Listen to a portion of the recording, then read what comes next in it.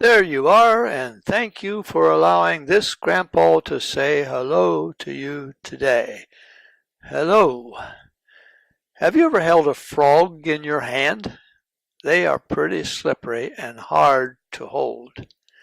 And if you lived in Egypt during the second plague, I can guarantee you would not want to hold or even look at a frog. Let's get started. It's plague number 2, frogs. After the plague of blood was over, God told Moses to stand before Pharaoh and say to him, Thus saith the Lord, Let my people go, that they may serve me.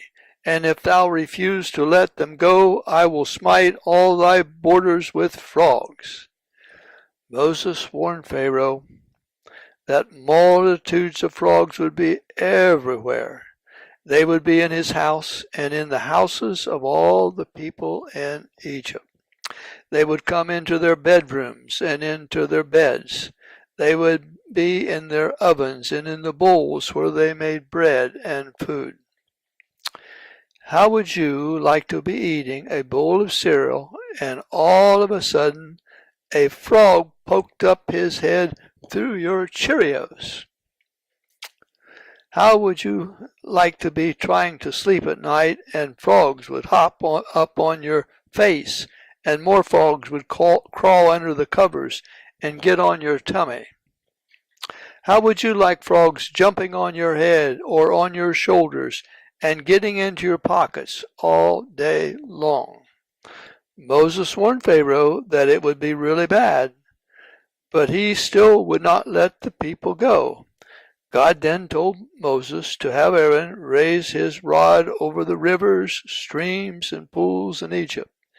As soon as he did, multitudes of frogs came out of the waters and covered all the land of Egypt. It must have been even worse than Pharaoh thought it would be, because he soon called for Moses and said, Entreat the Lord that he may take away the frogs from me and my people, and I will let the people go, and that they do sacrifice unto the Lord. According to the set time, Moses prayed the next day, and all the frogs in the land of Egypt died.